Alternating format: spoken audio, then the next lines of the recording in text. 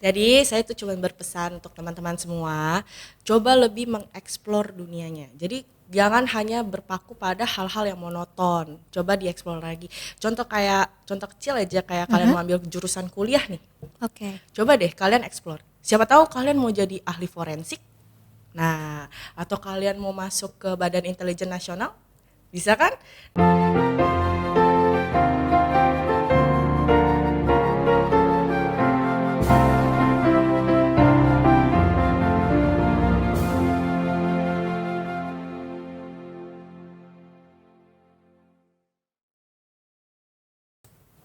Halo Sobat YBHK, kembali lagi nih sama aku Kezi Angelina Ayumi di podcast Sukses Bersama YBHK.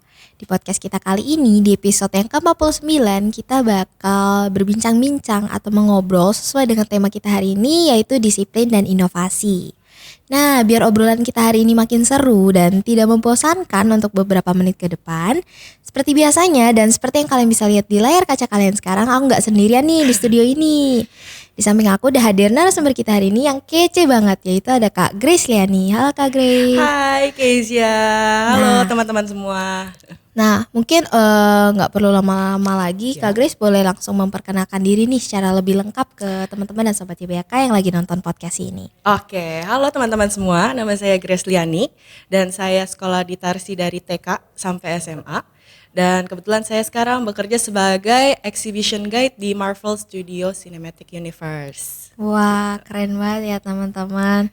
Nah, mungkin langsung aja kali ya kita ngebahas masa-masa selama Kak Grace bersekolah. Tadi kan Boleh. Kakak ada bilang tuh bersekolah di Tarsi, lebih tepatnya Tarsisius 1 lah ya. Tarsi 1.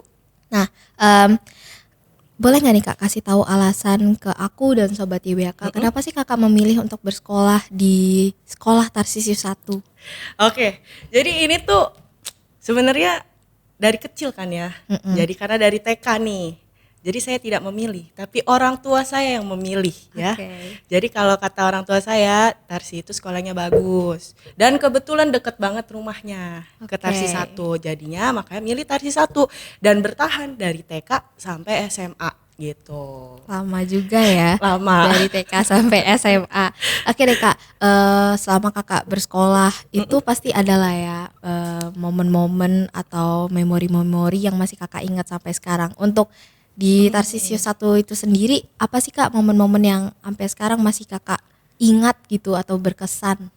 Itu banyak banget, Oke. apalagi dari TK ya.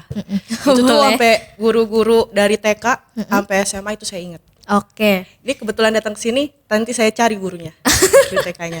Oke. Terus habis itu memori yang paling berkesan itu yang pasti kan sama teman-teman lah ya. Oke. Terakhir itu yang paling berkesan itu retret SMA lah, itu paling berkesan. Oke. Selama Kakak bersekolah di sekolah Tarsisius 1, Kakak sempat ikut ekskul gitu nggak? Oh ada, pas SMP itu aku ikut taekwondo. Oh, ada taekwondo ya? Ada di Tarsi 1. Lanjut SMA taekwondo juga, dihantem juga waktu itu ada futsal.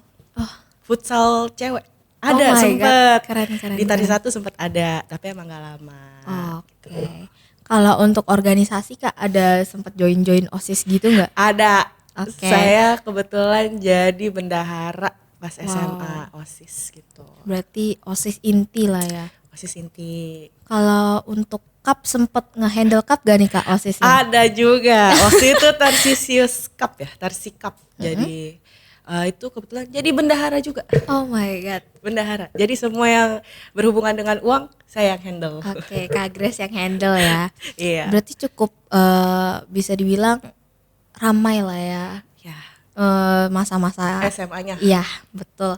Kalau untuk guru-gurunya Kak, ada nggak yang masih diingat banget nih sampai sekarang? Mungkin sempat kejadian apa gitu yang nggak bisa Kakak lupain? Oh itu mah banyak. Oke. Salah satunya kayak sama Bu Vita. Gitu.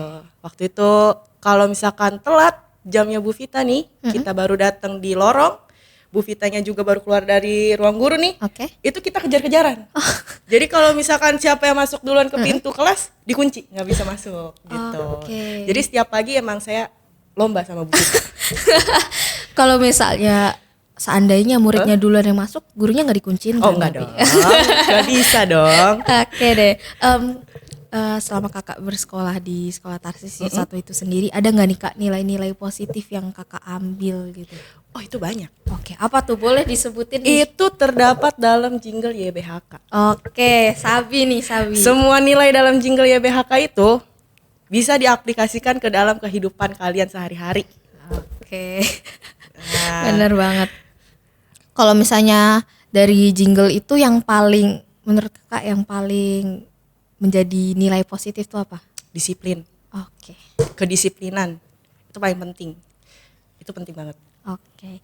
Kalau tadi kan nilai-nilai positif nih kak. Sekarang kita ngomongin tantangan yang kakak hadapi selama bersekolah di sekolah Tarsisi 1 tuh apa sih? Itu dilema sebenarnya. Waduh, kenapa tuh? Nilai paling penting dalam kehidupan kedisiplinan. Heeh. Tapi paling berat itu dulu Iya, pas mau sekolah bangun pagi. Di situ juga kita belajar menjadi disiplin ya Iya. teman-teman ya. Oke. Oke. Kan setelah kakak lulus dari SMA, kakak memutuskan untuk kuliah ya. Iya. Nah, boleh nggak tuh kak kasih tahu ke aku dan sobat YBHK nih yang lagi nonton podcast ini, kakak kuliah jurusan apa sih dan di mana? Gitu. Oke. Ini intermezzo dikit. Oke, boleh. Jadi sebenarnya pas habis lulus SMA, Ya. aku pengen masuk ke angkatan udara. Wow, menarik Aviation. ya. Pertamanya. Mm-mm. Ternyata tidak mendapat restu dari orang tua. Oke. Sampai akhirnya saya memutuskan untuk masuk ke Sekolah Tinggi Pariwisata Trisakti, yaitu mengambil jurusan usaha perjalanan wisata. Kalau misal sekarang orang bilangnya tour and travel industry gitu. Oke. Nah, di sini kebetulan juga saya mendapat beasiswa unggulan dari Wow. Kemendikbud RI. Wow. Di situ saya kuliah 4 tahun, itu nggak bayar sama sekali. Jadi di cover sama Kemendikbud 100%, plus saya dapat uang jajan. Wow, keren banget. Oh. Kalau boleh tahu nih kak, kenapa sih kakak memilih jurusan ini gitu? Oke, jadi tuh mikirnya kayak nggak masuk angkatan udara, it's okay. Tapi sama-sama bisa terbang intinya. Masuknya pariwisata. Oke. Karena kalau misalkan di travel industry, kita kan bisa jalan-jalan, benar. sama-sama naik pesawat kan? Iya. Ya, kayak gitu intinya. Oke deh. Sejak kapan nih kak kakak tertarik sama jurusan ini gitu? Sebenarnya dari pas kelar SMA itu kan udah pada mulai cari nih, nyari-nyari kuliah. Yang lain kayak saya masuk akuntansi deh. Ntar teman yang lain saya masuk DKV deh. Kayak Oke. kok basic ya gitu. Nah, di sini saya coba explore lagi, saya cari tahu lagi kira-kira ada jurusan apa lagi sih selain yang itu aja kalau menurut Oke. saya ya. Nah, akhirnya saya menemukan oh iya pariwisata gitu. Soalnya di Indonesia ini potensi pariwisatanya itu besar Oh iya. dan masih banyak yang belum tergali. Kalau misalkan kita menjadi salah satu sumber daya manusianya dan kita bisa menggali kan akan bagus buat Iya, Indonesia benar ke depannya Benar gitu. Oke deh. Kalau tanggapan orang tua tuh gimana kak? Setelah kakak memutuskan aku mau masuk jurusan pariwisata nih. Oh ya seneng. Ya Kenapa seneng tuh orang ya tuanya? seneng karena kan nanti mikirnya anaknya bisa bawa tur nih jalan-jalan, nanti ngikut gitu. Oke. Kalau untuk jurusan kakak sendiri itu kan bisa dibilang berhubungan sama hospitality nih. Oh iya betul. Nah, boleh nggak nih kak jelasin secara lebih lengkap gitu mungkin ya, apa sih arti dari hospitality? Karena aku yakin masih banyak orang yang belum Oke. paham sama kata hospitality itu sendiri. Hospitality itu artinya jiwa dalam melayani. Melayaninya seperti apa? Kita memberikan servis nih. Contoh, saya sebagai tour guide, tour dalam exhibition guide nih. Jadi kalau misalkan nanti pas lagi ada visitor datang gitu, nanti kita escort mereka dari awal sampai akhir. Escortnya seperti apa? Misalkan mereka bertanya, Kak, ini properti apa ya? Oke. Gitu. Kita jelaskan. Lalu misalkan mereka membutuhkan kayak, Kak, saya butuh ke toilet nih, nanti kita anterin. Itulah jiwa hospitality, di mana kita memberikan pelayanan yang lebih kepada visitor, kepada customer, seperti itu. Oke, jadi itu dia tuh teman-teman penjelasan dari kata hospitality. Nah kak, jujur aku sendiri kan juga masih belum tahu banyak nih tentang jurusan pariwisata ya. Boleh nggak tuh kak kasih tahu aku dan sobat YBHK yang lagi nonton podcast ini, jurusan pariwisata tuh belajar apa aja sih? Oke, nah sebenarnya pariwisata ini tuh dibagi dua ya. Yang pertama ada yang perhotelan, yang kedua ada usaha perjalanan wisata.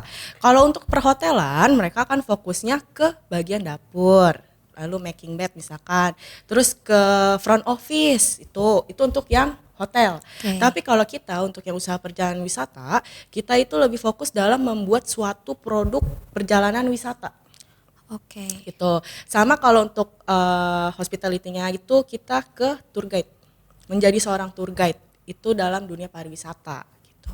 Oke, kalau selama kakak sekolah itu belajar, ada nggak menurut kakak mungkin bisa dibilang materi yang cukup sulit gitu untuk dilakukan? Sekolah, Yes, maksud aku selama kuliah. kuliah ya. Kuliah materi yang sulit ya. Kuliah itu nggak sulit, Oke, tapi baru nih. jiwa malas itu yang bikin sulit. Oke, Tugas itu sebenarnya nggak susah, oke. tapi mengumpulkan niat untuk mengerjakan tugas itu yang sulit. Balik Benar, lagi benar gitu. banget. Kalau untuk momen-momennya nih kak, Wah, momen-momen yang memorable sampai sekarang masih diingat selama belajar di universitas gitu. itu di pariwisata. Itu keras. Oke. Kalau usaha perjalanan wisata, Mm-mm. itu kita ada yang namanya praktek memandu, guiding. Praktek memandu. Jadi kita seakan-akan jadi tour guide di dalam bus, Mm-mm. itu kita memandu. Oke. Oke. Kalau memandu, kalian telat, ditinggal bus. Kalau kalian nggak salah dalam memberikan, bukan salah ya, nggak siap gitu Oke. dengan materi yang padahal udah dikasih, Mm-mm. itu kalian bisa diturunin dari bus. Oh my god, oke. And it's happen. Kakak Tapi pernah enggak, bukan diturun. saya. Oh. Kebetulan bukan saya, Oke. teman saya. Oke. Tadi kan kakak juga sempat cerita nih pas sebelum kita masuk studio gitu, kakak pernah belajar di Thailand ya? Oh, Boleh nggak tuh kak ceritain ke aku dan sobat YBK yang lagi nonton podcast ini? jadi karena mendapatkan beasiswa dari Kemendikbud itu, saya berkesempatan untuk ke Thailand. Oke. Di Thailand itu kurang lebih 8 bulan. 8 bulan itu 4 bulannya belajar Mm-mm. di Burapha University, 4 bulannya lagi tuh magang ceritanya. Nah, selama sekolah itu saya pusing. Kenapa tuh? Pusing karena Acan itu guru. Oke. Bahasa Thailand. Acannya itu juga agak sulit dalam bahasa Inggris, Heeh. dan kita nggak bisa bahasa Thailand. Oke. Dan kita harus bikin paper waktu itu kayak karya tulis lah. Oke, Kayak karya oke. tulis. Dan itu pusing. Kedua, pas masa training itu lebih pusing. Kenapa tuh? Teman-temannya yang kerja di sana nggak bisa bahasa Inggris sama sekali. Jadi kita pakai apa? Bahasa tubuh. Oh berarti masalah komunikasi lah ya. Ya, komunikasi itu sulit. Sulit banget. Tapi perasaan kakak setelah dapat kesempatan untuk belajar di Thailand tuh gimana kak? Oh, seneng lah. Seneng Kapan lah ya. lagi kan? Oke. Gratis Itu pula. jatuhnya sambil jalan-jalan juga nggak? Jalan-jalan. Oke. Jadi dari university itu waktu itu baik banget, mereka ngajakin kita jalan-jalan, dan kebetulan tuh yang kita jalan-jalan tuh maksudnya tuh bukan cuman kayak sekedar Bangkok ataupun Pattaya, tapi juga mengeksplor lebih luas lagi Thailandnya. Oke. Jadi nggak di situ-situ aja lah ya. Iya. Kak tadi kan kakak di awal sempat bilang kalau misalnya kakak itu penerima beasiswa. Mm-mm. Boleh nggak tuh kak ceritain kok bisa sih kakak dapat beasiswa itu dan mungkin bagaimana cara mencapainya gitu biar sobat YBK yang lagi nonton ini dan kepingin ngambil jurusan yang sama-sama kakak tuh terinspirasi. Oke. Ini bisa. Oke. Kalau dulu saya sekolah itu nggak pintar-pintar amat, Oke. nggak bohong. Bisa ditanyakan ke guru-guru SMA-nya ya. Tapi emang nilai itu mempengaruhi nilai rapot ya. Nah, nanti pas lagi masuk ke kuliah akan dilihat. Kalau kemarin itu kebetulan saya ditawari karena melihat dari nilai rapot. Oke. Ditawari kayak mau coba nggak nih ikut beasiswa gitu. Akhirnya saya coba. Di situ emang ada tesnya banyak. Sama terakhir harus bikin paper lagi Oke. dan juga harus bikin esai kebetulan. Oh. Nah, di situ habis-habisan tuh jor-joran ngerjain. Tapi Iya. nggak expect banyak waktu Oke. itu. Karena kan mikirnya satu Indonesia Oh iya benar. banyak banget. Puji Tuhan dapat. Oke deh. Kak, Tuh. mau nanya deh, ini tuh beasiswanya emang khusus untuk jurusan pariwisata atau mungkin semuanya? Enggak, ini semua. Dan ini tuh seluruh Indonesia, semua jurusan itu bisa. Wow, keren banget Tuh. berarti kakaknya karena berhasil mendapatkan Ya, beasiswa itu. Saingannya lumayan. banyak banget lah ya. Banyak banget. Pakai banget. Oke deh, Kak, tadi kan kakak juga bilang nih di intro gitu kalau misalnya kakak kerja sebagai exhibition guide Yes. di Marvel Universe Studio. Nah, Ya. boleh nggak tuh Kak jelasin exhibition guide itu apa sih? Jadi exhibition guide itu adalah seorang guide yang di dalam sebuah exhibition itu bertugas untuk menjelaskan apa yang ada di dalam exhibition. Oke. Itu yang pertama. Yang kedua, kita juga bertugas untuk bertanggung jawab kepada properti-properti yang ada di dalam juga. Jadi itu kita Oke. juga harus maintain, kayak misalkan ada patung yang kotor, statue-nya kotor. Nah, itu kita bersihkan. Terus misalkan properti yang agak rusak nih, kita harus segera laporkan kayak gitu. Berarti tiap hari itu kakak harus melaporkan kejadian-kejadian yang kakak alami gitu? Yes, jadi kalau misalkan setiap kali ada kejadian atau apa, itu harus kita laporin, kita benahi gitu. Oke. Kak, kalau misalnya Marvel Universe Studio ini apa sih Kak? Jadi Marvel Cinematic Universal Studio. Oke. Oke, itu kalau kalian tahu Marvel Comic, Mm-mm. itu dari komik-komiknya diadaptasi menjadi sebuah film. Oke. Nah, filmnya diproduksi dari Marvel Studio gitu. Oke. Ini tuh Marvel Studio sendiri tuh baru mulai di tahun 2008. Jadi sekarang baru berjalan 14 tahun. Kalau kalian tahu itu yang paling terkenal itu pasti si Iron Man. Oke. Nah, itu awal mulanya tuh, awal mula dari berdirinya Marvel Studio, tapi tetap diadaptasi dari komik ceritanya. Oke. Kak, kalau yang exhibition yang di Jakarta ini kayak apa sih Kak? Jadi untuk exhibition yang di sini itu terbesar se Asia Tenggara kebetulan. Nah, di dalamnya itu terdapat banyak properti, properti real yang dipakai pada saat syuting. Oh wow. Oke, sampai kostumnya itu juga real. Oh, Nah, keren banget. kalian juga bisa merasakan experience. Contoh kayak Doctor Strange. Kalian bisa buka portal. Nah, nanti bisa buka portal. Kalian mau ke Mirror Dimension, bisa juga nanti ngerasain. Oke, kalau untuk Kak Grace sendiri ini emang sebelumnya pecinta Marvel atau gimana nih? Enggak, Loh, kok bisa? saya nggak suka Kenapa awalnya. tuh? Jadi Oh. awalnya tuh saya nggak suka nih, apaan sih Marvel kan. Tapi emang waktu itu kan booming terus tuh film-filmnya. benar-benar. Itu saya nggak pernah tertarik untuk datang ke bioskop dan nonton. Oke. Itu nggak pernah. Tapi pas saya dapat pekerjaan ini, saya mau tidak mau harus Mendalami, mempelajari iya. tentang Marvel. Oke. Dari situ saya ternyata Marvel ini luas juga ya. Ternyata Marvel ini Menarik ada ya. sisi lucunya, menariknya dan Oke. bagus ya gitu. Oke deh. Kalau misalnya sama kakak bekerja ini ada nggak tantangan-tantangan yang kakak hadapi? Mungkin sama klien bisa dibilang. Banyak. Oke, boleh nggak tuh kak ceritain Oke. gitu? Ini ya, karena sehari tuh di Marvel Studio itu kurang lebih tuh bisa sampai 700-500 orang gitu Wow, sekalinya banyak misalkan banget. datang. Apalagi pas lagi kemarin musim liburan. Ya. Itu banyak banget tantangannya. Apa Pertama, untuk masuk ke Marvel Studio itu emang per kelompok ya. Oke. Tapi yang namanya visitor, kadang ada yang susah diatur. Oke. Jadi dia nanti udah cepet-cepetan aja tuh masuk. Jadi nubruk sama batch yang di depan. Oh. Nah, itu terjadi penumpukan. Kalau sudah terjadi penumpukan, itu kita sebagai guide exhibition harus bisa ngatur flow-nya lagi supaya rapi. Oke. Apalagi kan ini masih dalam masa pandemi Covid nih. Nah, kita harus atur lagi nih supaya jaga jaraknya lagi, atur. Kedua, itu harus menghadapi para anak-anak. Oke. Properti real kan di dalam. Nah, nanti anak-anaknya lari-larian. Penasaran. Nah, terus nanti loncat-loncat. Oh my God. Nanti statue-nya dinaik-naikin. Aduh. Itu banyak. Jadi itu tantangan terbesar kita sebagai exhibition guide. Oke. Terus saya harus fokus dan lihat juga nih para visitor, harus dipantau terus. Oke. Gitu. Kak, tadi kan ada kasus yang naik-naik statue-nya segala ya. Itu kakak biasanya ngapain kalau ngeliat hal-hal kayak gitu tuh? Oh, tentu saja panik.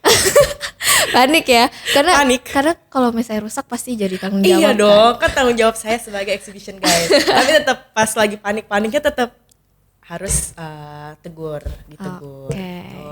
Oke, kalau misalnya momen lucu ada nggak nih kak yang kakak hadapin gitu saat menjadi exhibition guide di Marvel Universe Studio ini? Kalau yang lucu mah banyak banget. Apa aja tuh Kak? Contoh kalau misalkan apa ya, sama teman-teman deh sesama exhibition guide gitu ya. Itu tuh kadang kan kita di setiap zona gitu. Oke. Misalkan visitor ada yang nanya ke tim saya yang di Black Panther, Kak, Black Panther tuh yang pertama rilis tahun berapa sih? Oke. Nanti ada saya nih di sini nih lagi jaga. Teman saya nanya, tanggal berapa sih rilisnya gitu ya. Terus nanti saya balikin, lah kan kamu yang jaga. Nanti visitornya nengok-nengok. Jadi itu banyak emang yang lucunya itu antara sesama exhibition guide. Oke. Karena kita sama-sama yang merasakan menghadapi visitor. Oke. Di situ kita cuman ya paling bercanda-bercanda terus kerja. Kalau misalnya yang menegangkan gitu Kak, selain naik-naik statue, ada nggak momen-momen yang menegangkan gitu? Itu pernah Apa aja tuh? kejadian juga apa ya? Kan banyak kaca ya. Oh iya benar. Yang paling tegang itu kalau anak kecil itu masuk nyelip-nyelip ke dalam kaca itu loh. Ya, Itu agak gilu ya. kadang orang tuanya juga nggak yang kayak adek jangan, enggak, Dibiarin. cuek, Dibiarin. gitu ya. dibiarin. Itu tegang. Kalau misalnya hal-hal menarik yang Kakak hadapi atau temui mungkin setelah bekerja di Marvel Universe Studio ini apa Kak? Menarik itu banyak. Contohnya tuh kayak kita bisa amazed ngeliatin propertinya. Kayak, Oke. wah gila ternyata sekeren ini ya. Kayak kalau kamu tahu Mjolnir itu Oke. yang diangkat sama Thor, itu beratnya tuh 7 kiloan. 7 Itu kiloan real tuh. ya, Itu properti real, asli. itu properti real. Itu kayak wah gila ya, pemerannya bisa ngangkat sebesar itu, Iya. seberat itu. Kayak Infinity Gauntlet Ya. yang dipakai Thanos, itu juga 8 kilogram. Oh my Kayak God. gila ya, bisa ya dia selama syuting ngangkat seberat itu loh. Berarti banyak lah ya hal Banyak. menarik. Jadi itu kayak kerja di situ tuh kayak ngebuka lagi kayak gila, ternyata banyak sesuatu yang amazing gitu. banyak apa ya bisa Hal bilang yang wah gitu. pengetahuan baru Ya, juga ya. banyak banget semenjak Oke. kerja di situ. Oh ya Kak, menurut Kakak di jurusan pariwisata ini tuh bisa membuka relasi lebih banyak lagi nggak sih? Bisa.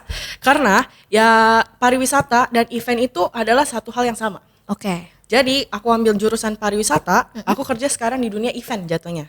Dan ini berhubungan. Kenapa berhubungan? Karena dalam dunia pariwisata aku belajar juga tentang event. Oke. Jadi membuat event itu aku belajar. Dan sekarang aku bekerja dalam event. Di sini relasinya bakal banyak banget. Contohnya kayak teman exhibition guide aku. Dulunya dia kerja sebagai floor director dalam sebuah event. Nah, itu udah menjadi relasi lagi. Terus nanti aku ketemu lagi teman yang biasanya jadi kru event. Nanti relasi lagi. Setelah eventnya selesai, nah nanti kita antar teman ini akan saling koneksi kan. Oke. Nah, benar. disitulah kita akan berbagi. Gue ada event ini nih, lu mau ikut gak? Nah, itu terbentuknya suatu relasi dalam event. Oke. Jadi semenjak masuk dunia pariwisata bisa dibilang lebih banyak lagi ya relasinya. Banyak banget. Oke deh. Kak, aku mau nanya nih, harapan Kakak ke depannya tuh apa sih yang mungkin ingin dicapai secepatnya gitu? Aku, Iya, betul. kalau aku tuh pengennya semoga tuh ya kita di sini tuh pulihnya cepet dari COVID Oke. ini. Karena apa? Masih banyak event nunggu. Oke. Event tuh banyak banget, apalagi konser-konser. Kalian kalau kerja di event, coba deh. Kalian misalkan suka sama DWP deh, zaman sekarang, anak sekarang, Jakarta Warehouse Project. Kalian pasti mau kan ke sana? Tiketnya mahal kan? Kalian jadi kru deh, coba. Kalian bisa masuk DWP gratis, nonton 3 hari, dapat uang. Oh iya, Seru iya gak? benar. Nah, tapi ya balik lagi. Makanya saya berharap cepat pulih aja dari COVID ini supaya event-event balik lagi normal gitu. Oke. Kak, menarik nih. Tadi aku dengar menjadi kru segala macam gitu. Untuk Kakak sendiri pernah nggak jadi kru atau mungkin volunteer di acara-acara event kayak gitu? Sering itu dimulai dari kamu kuliah. Oke. Kuliah, banyakin aja tuh jadi volunteer. Oke. Volunteer nanti pas lagi udah kerja gitu ya, coba aja jadi ngekru. Semua itu dimulai dari bawah. Ya. Aku awalnya juga dari bawah, dari kru. Oke. Ngekrunya tuh ngapain? Jadi petugas registrasi.